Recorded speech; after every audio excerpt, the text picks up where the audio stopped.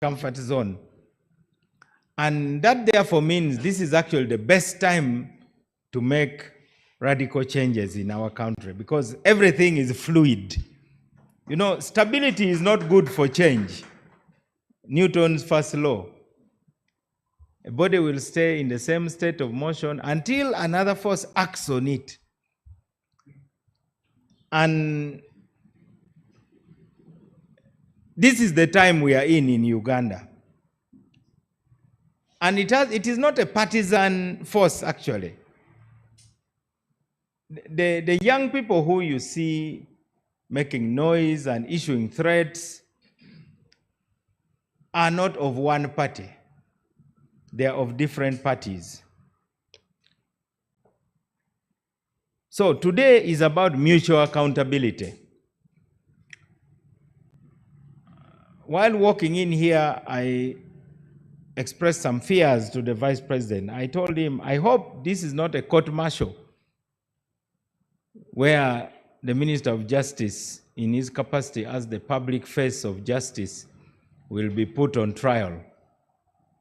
And I see attempts to put us on trial. I was happy when I saw SSP Muhwezi coming in as a co-accused in this case. We accept that because it is the duty of the Uganda government to serve and to protect citizens. And the president takes a different oath from all of us. If you look at your constitution, it is only the president's oath, which includes that phrase, to promote the welfare of the citizens of Uganda. Study those oaths, they are not the same. The one of the president, if you Google it now, says to promote the welfare. That's a very big assignment, and I think that's the reason why he's running around the country inspecting small goat farms to really see whether the trillions of your money, incidentally, PDM is not borrowed money. PDM is money of Ugandans, and that is why it cannot be played with. Now, my job is to tell you the reality about democracy. I think all the countries in Africa and some of the other underdeveloped countries attempting or pretending to be democratic are like, you know, a very fat man trying to dance ballet. That's what we are really attempting. I told you I would tell you the truth. And at the age of 58, which age I made on the 12th of March, I think I'm entitled to tell the truth because at my age, you are getting closer to the important meeting with your maker. So you need to reduce lies. So as I cut down on any lies or attempting to be economical with the truth, I have to tell you that we have struggled with democracy. You look at our history, you know, a very fat man cannot dance ballet. However much you try, it's impossible. Now, that is the reality. And for the 2.5 years that I've been in government, I'm even more convinced that we are a very fat man trying to dance ballet. So I repeat what I often say, that text without context is pretext. So let's remove the pretext and accept the idea of mutual accountability. All of us here cannot start disputing each other's story because we are talking about our experiences. So it is not my job to come and say, Abubakar, you are lying. Why? I wasn't there. You are talking about your experiences. Now, for me, let me start by telling you how I became a member of DP. To begin with, I'm not from a DP family. My family was has been and largely remains solidly and unapologetic UPC. I decided not to join DP because of an experience which has stayed with me. In 1980, myself and a friend of mine called Clay Ujanga, the son of the former minister Dujanga, we were 13 years old, students at Magua Primary School in Jinja. We saw these UNLA people on TV. We used to see the leader of UPM, now President Yoweri Museveni, and we thought we needed to hear what he has to say. He was young and a bit unconventional. So we made up our minds to go and attend a UPM rally in Jinja. We were 13 years old. The rally ended, we were the idea of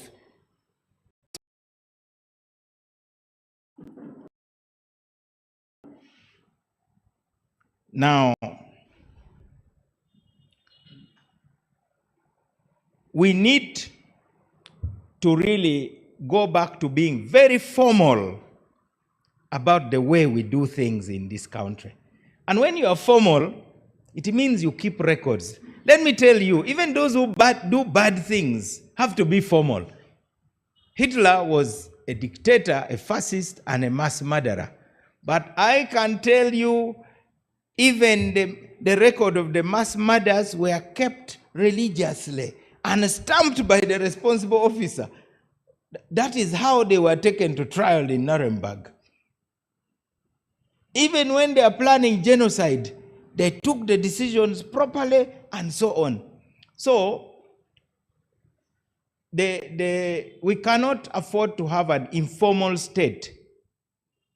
We cannot afford to have people who are in civilian clothes wielding machine guns, and they don't identify themselves. You don't know who they are. I would want SSP here to come and introduce himself and say, so and so, you're under arrest, and this is what it is about. So, and I don't think Chankwanze is the answer, because this must be continuous. It is not a one-off. It is intended to make you do your job better in a responsible manner. It is not supposed to influence your allegiance. The problem in this country is not really allegiance. You can have your allegiance. I've seen some journalists, overnight they were born again as politicians. I saw one eventually proclaiming a new gospel of partisan journalism. Now, partisan journalism has its space also. And those are called media crusaders. I'm assuming that today we are not talking about the media crusaders, because when you are now a media crusader and you are partisan, it's now like joining the dance of monkeys. The tails will touch you. There's no way the tail of the monkey will not touch you when you jump in the dance of monkeys. Because the monkeys, really their tails get excited independent of the brain sometimes. So when the monkey's tail touches you, so people will say, so what are you doing in this dance here? So I think this is a food for thought. We are telling the army, stay in your lane. And we are also expecting that everybody will stay in their lane. You have told us no firearms in the polling station. There should really be no firearms in the polling station, because a firearm is a weapon and it responds to a threat. And it must respond to a threat which is proportional to the weapon. I expect batons, I expect radio calls to get backup. I expect that there should be an encampment where you have people who can respond quickly. I would not have minded to see members coming, provided there is information that there's, clear and present danger. That is what I would have expected. But it did not happen. So we want formalism. If you are going to push journalists into a vehicle, the one that you call the drone, they should have an idea of why they are being pushed in there. That is the beginning of due process. And then punishment is the last stage of a process. I cannot start by punishing you and then say, we suspect that you did this. Did you do it? But I've already punished you. Why do you aim your cameras at us? But in the meantime, the punishment is being delivered. So you are punished, then they tell you, get out of the car. Those are things that should be roundly condemned. It is important that we do that. Now, that is where linesmen come in. Then number 2,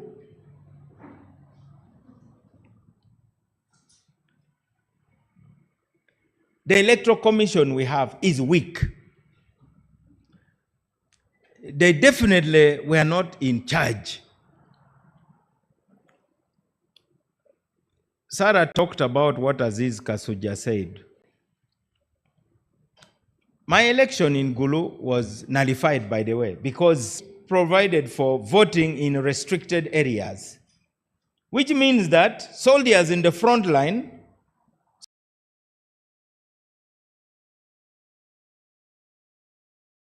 soldiers who have not listened to any campaign speech have probably been shown only one poster of one candidate, as we suspected and were able to prove. We are going to vote and put their ballots in an envelope, and over 3,000 envelopes would be delivered in Gulu to be counted and added to the normal votes from the normal polling stations. There was a law on voting in restricted areas.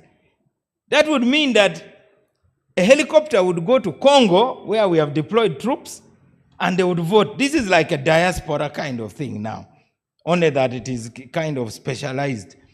So our troops who are deployed all over, whether Somalia, they would also vote and put their votes in the envelopes.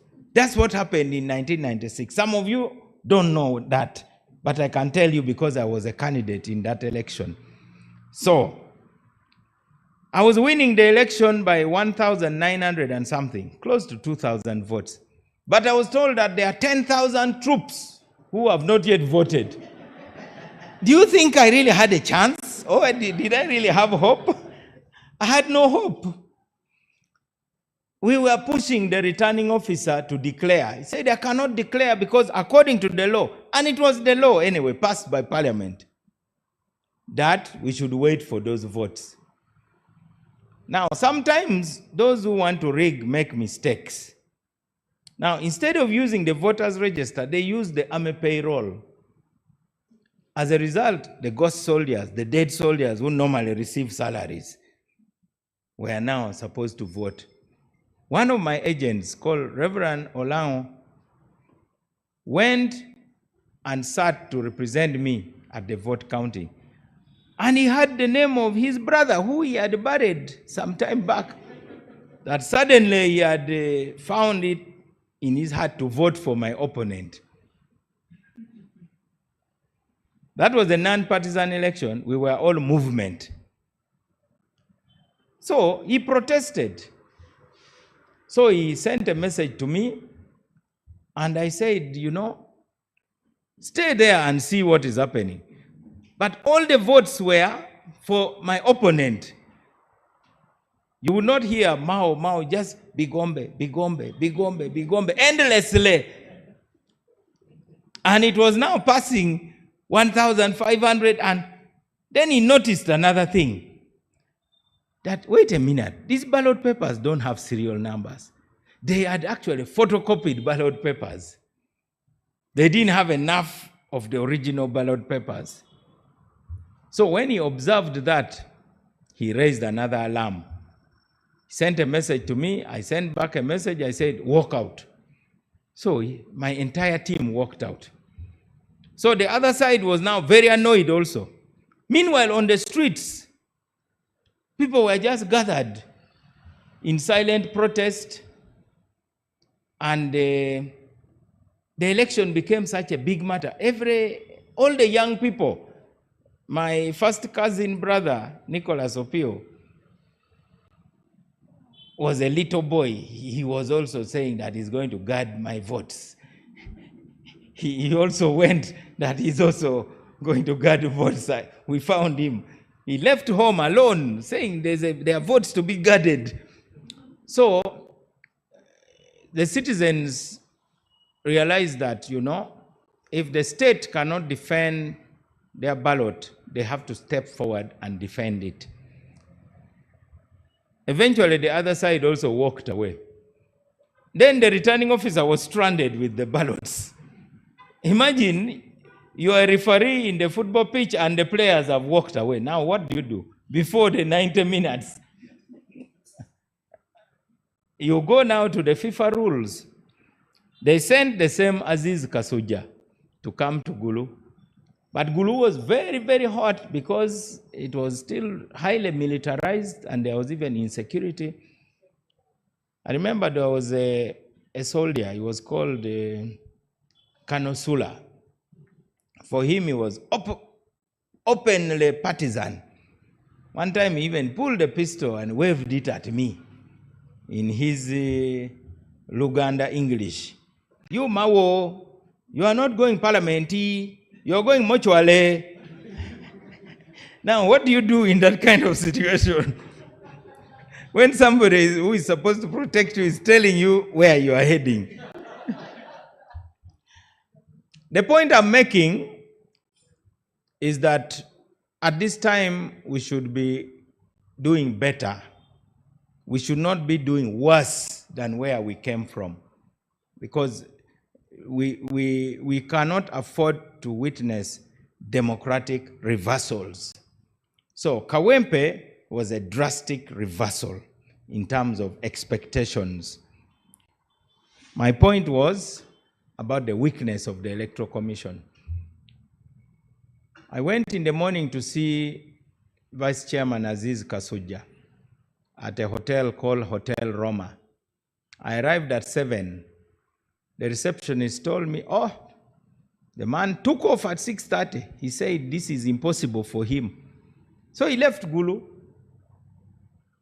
to report to his boss, the chairman of the Electoral Commission, Stephen Akabwai. Stephen Akabwai, after receiving the report, issued a statement nullifying the Gulu elections. So the entire election was nullified. He was not negotiating with anybody. He just took an independent decision. He said, in the circumstances, it doesn't make sense anymore, because an election is supposed to represent the will of the people. And he saw that clearly it was not going to represent the will of the people, so he nullified it. But it hurt all of us. We were now wondering what was happening. My opponent was aware that it was no longer comfortable. We were 3 candidates. The third candidate, the brother of the former Prime Minister, Otemali Madi, decided to drop out of the election. That left 2 of us. The Honorable Betty Bigombe, I think, she decided that, it is not worthwhile. General Saleh had just been deployed to Gulu to take charge of security. I reached out to him. I have always never feared to reach out to people, even when I disagree with them. So I reached out to the general and I said, General, you can see what is happening here. I am being rigged by force. Are you going to be a spectator? Take the side of the people. Are you safer with me? By that time, by the way, the so-called movementists were already a big majority in the parliament. They had already won. Now, what would a Nobert Moa change in the balance of power? So I kept on harassing him. He was also under pressure, as he told me later, much later, that, I'm under pressure. I was under pressure from big people in Kampala. That boy must not go to parliament. Perhaps because of my record in Makerere, you know, my famous contest with the late Nobert Moa, I definitely was not a good boy. So, but he made an independent decision also, and he told them off, I think, eventually. He said, you know, rigging is a bad thing. If you cannot even do a bad thing well, why do you now want to come to me? You should have rigged successfully. We would not be having this conversation, but you did it so shabbily. You are using a military payroll instead of a voters register. You are photocopying ballot papers. When you are doing a bad thing, do it properly. So I'm out of your thing. So despite the pressures, he took the right decision. And that is how we developed a very good personal friendship with him because of that experience. And I think he decided that, why should we recruit for the LRA? If somebody who has clearly won an election is kept out through dubious schemes, it doesn't matter anymore whether Mao is in parliament or not. He can still be a very strong leader without going to parliament. So the Electoral Commission did the right thing. I don't know whether what followed was really legal, because my popularity was so much that even calling an election was no longer really a feasible thing.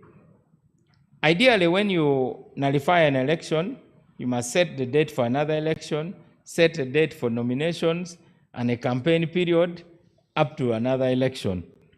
But what the chairman of the Electoral Commission, Stephen Akabwai, did was simply to come to Gulu, people assembled, and he announced that now Nobert Moa is the MP.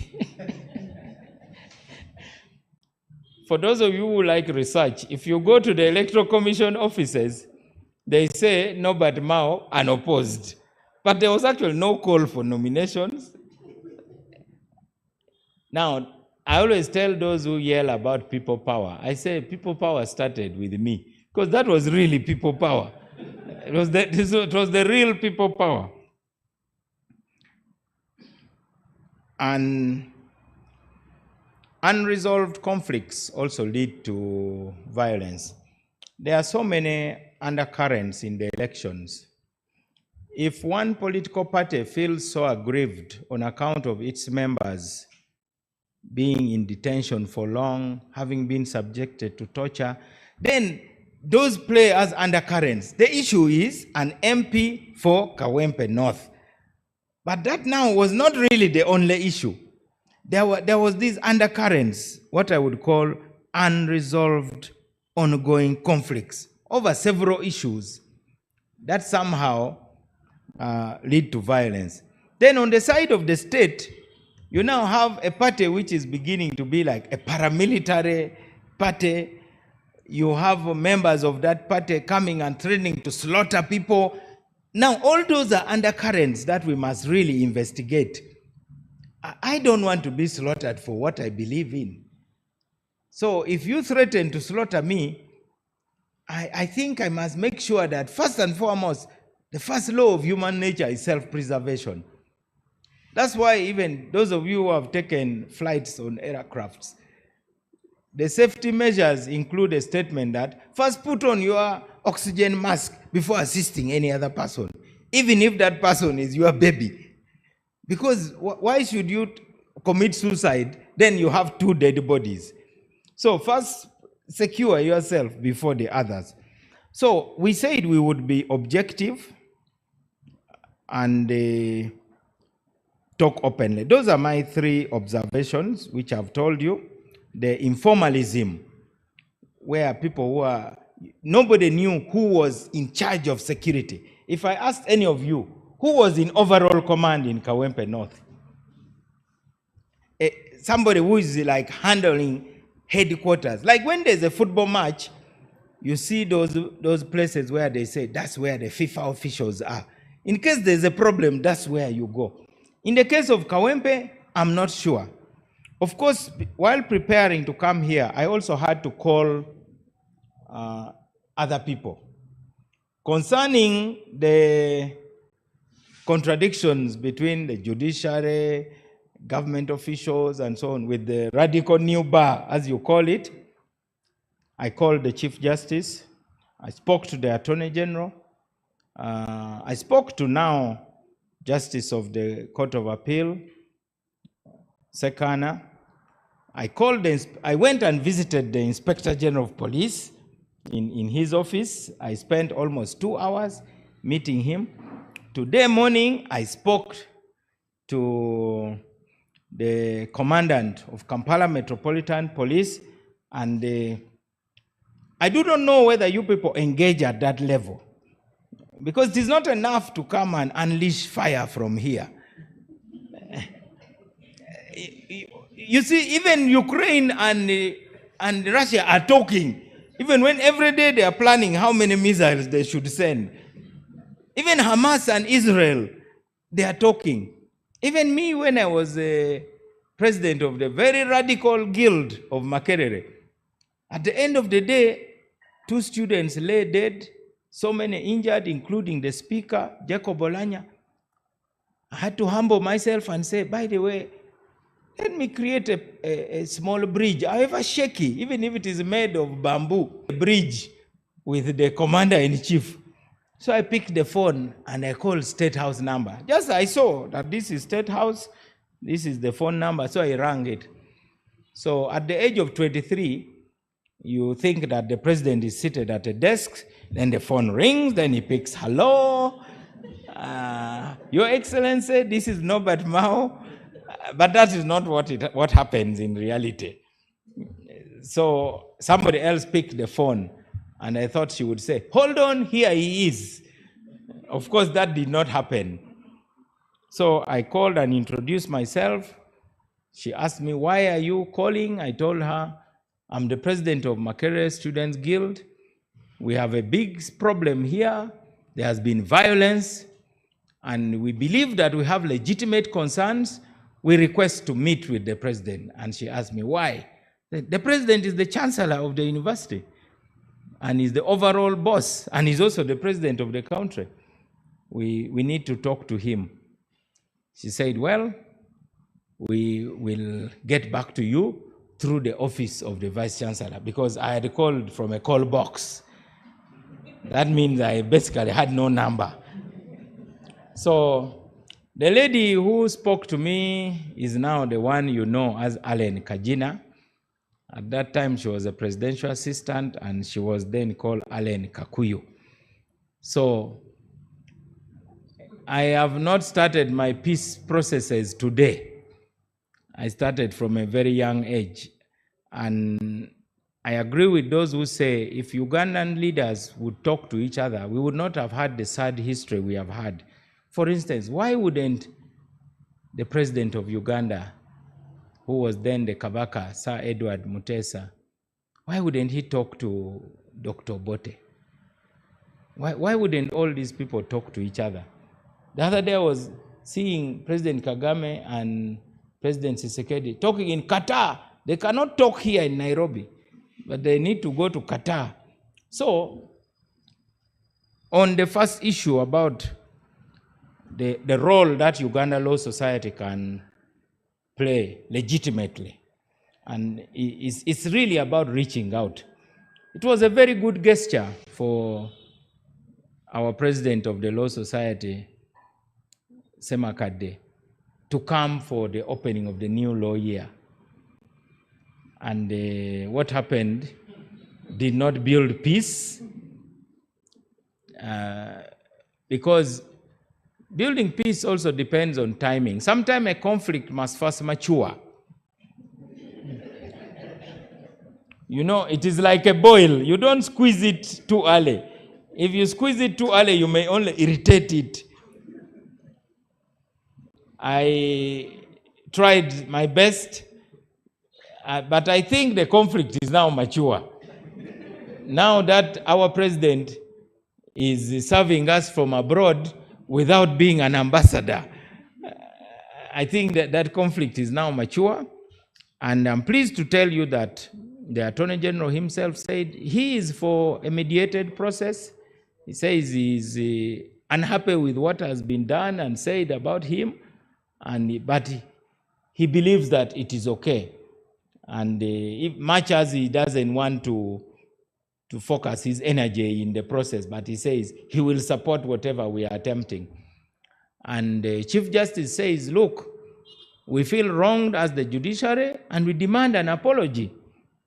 I now need to look for our president, who is serving us from outside, yet is not an ambassador, and deliver the message to him. So one of these days, if you get me, you see me getting on the plane to look for him, I'll be delivering some messages to him. The Uganda Law Society serves thousands of professionals, and they have legitimate concerns, and I think the issues can be resolved. The Chief Justice is in favor. The Deputy Chief Justice outgoing. And remember, we did a course in alternative dispute resolution, including the Chief Justice. We passed some passed with flying colors, some of us not so much with flying colors, but we passed. So now that we must now practice what we preach, that we must have alternative dispute resolution. And that goes for everybody. We were angry with the Uganda government. The Uganda government was angry with us. They were calling us hooligans. But within 3 days, we got a call from State House, who relayed a message through the office of the Vice Chancellor. And we went to State House. I selected a team of 5 people, including former MP Dr. Lyomoki.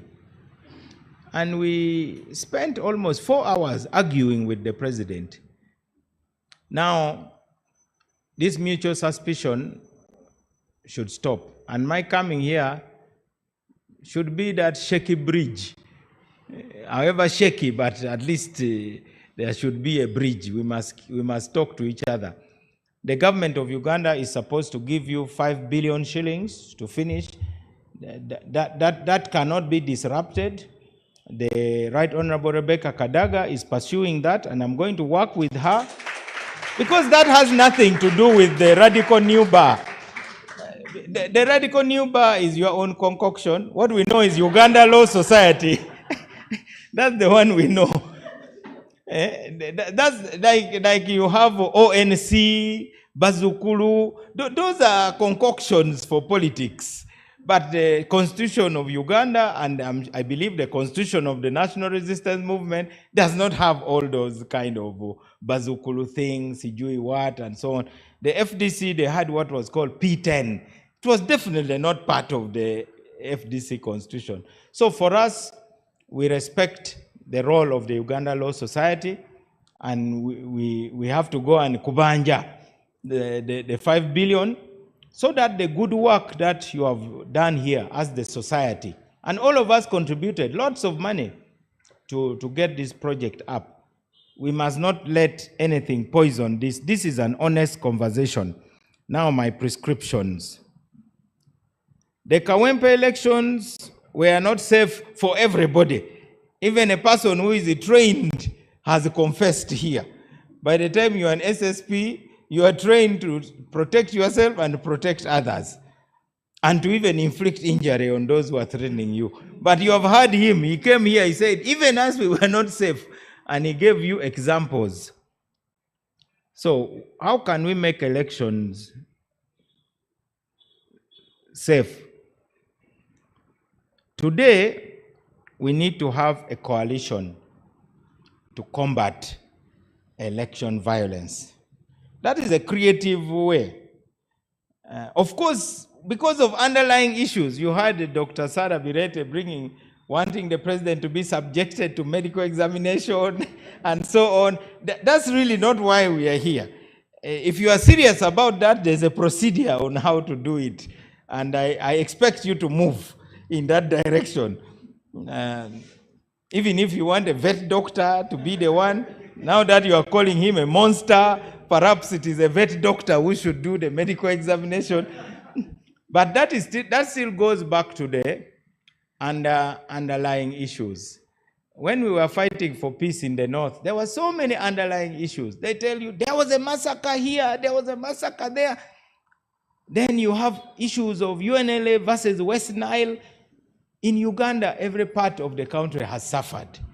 And so we need healing, a comprehensive national healing.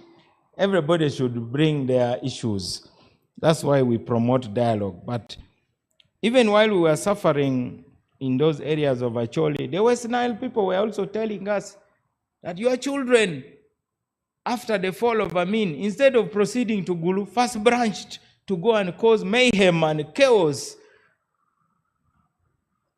in West Nile.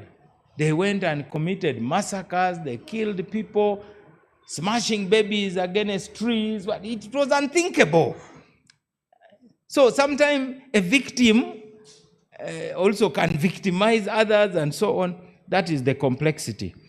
So our elders had to do what they call gomotong, which means the bending of spears.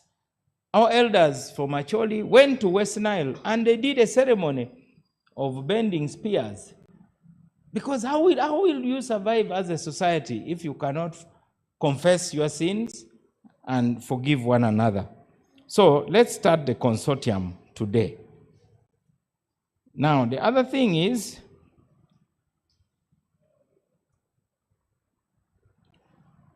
whose program?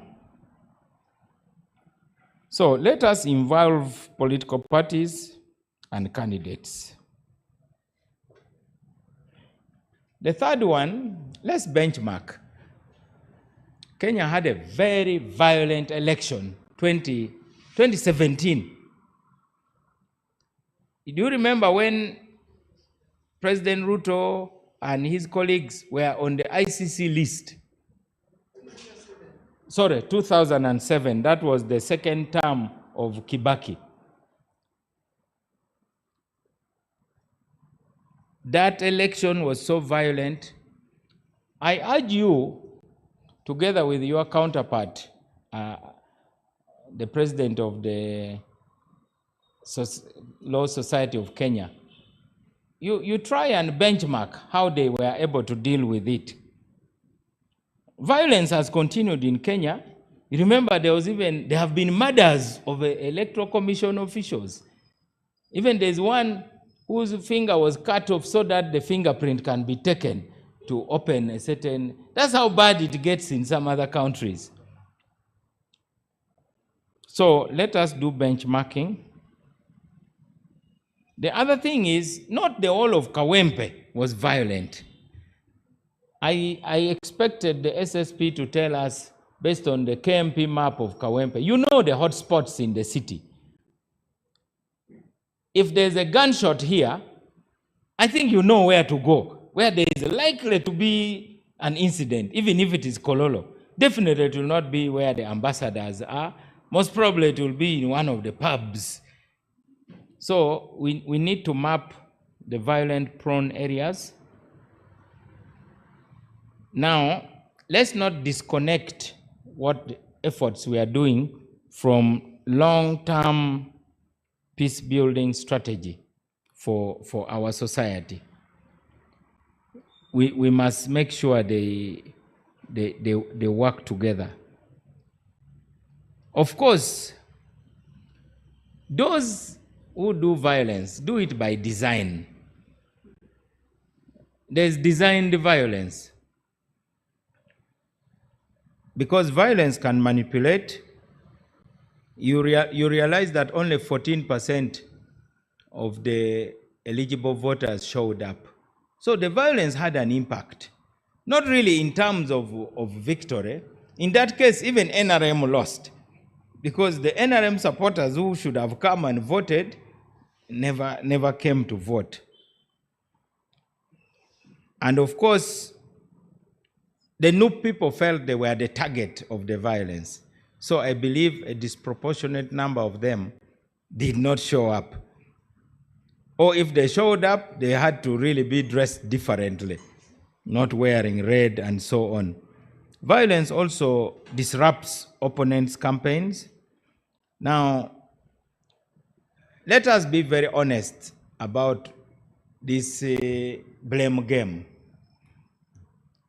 I do not believe that NUP also has totally clean hands in this violence, but in terms of proportion, their violence is smaller, much smaller, comparable to the violence of the state security forces. There have been incidents where NUP have unleashed violence. I remember in the last election, they threw acid on a certain woman merely because she was wearing yellow. Unfortunately, right now, if you are a journalist and you write about NUP violence, then they'll say you have been bought. So they say you are a regime apologist. I hear your quarrels also in the media. You also have your petty quarrels, which undermines your professionalism.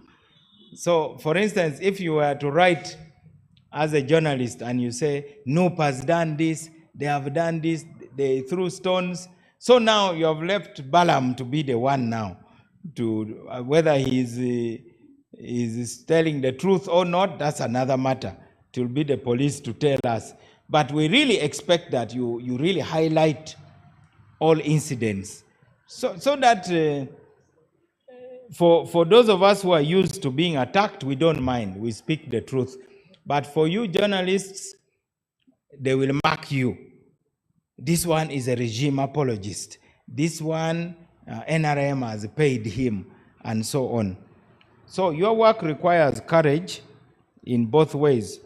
Because of the state of Kampala, which is an opposition stronghold, and now dominated by NUP, you become a good journalist if you are beaten. So actually, in the eyes of NUP, your standing has really increased.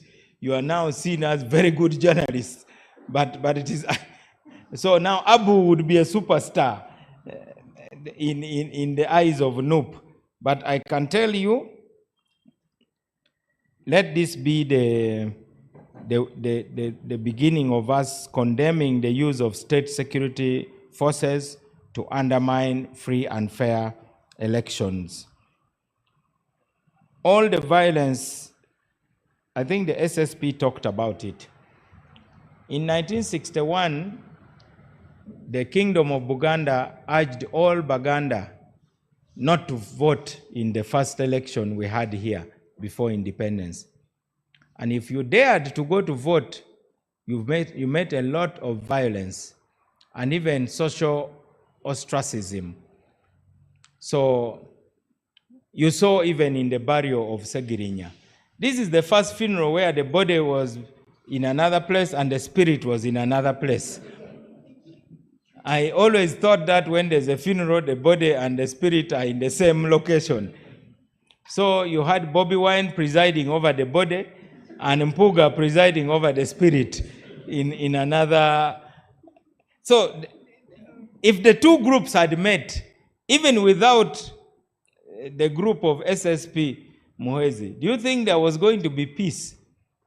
Even the police was being threatened. So we really need to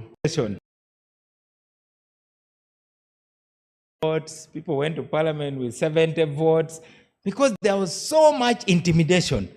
Now, that was not the Ugandan state. This was a kingdom.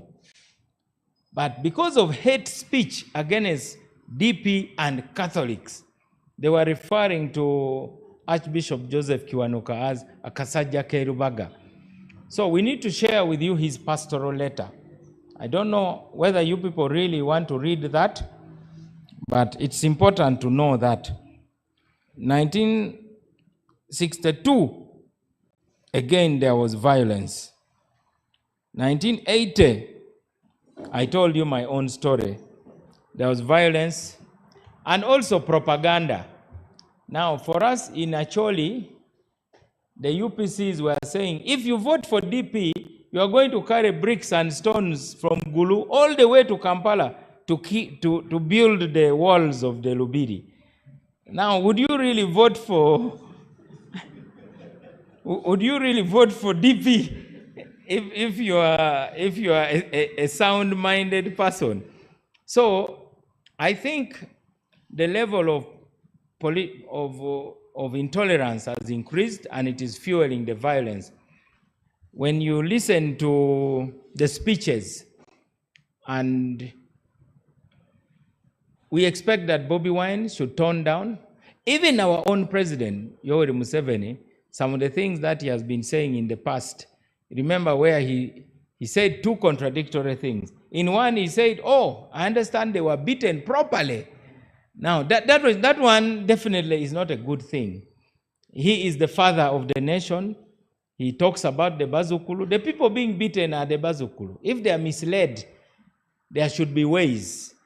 I wouldn't mind even if 200 people are arrested and charged properly in court and sentenced to community service. They would pick all the garbage in the city. I need that.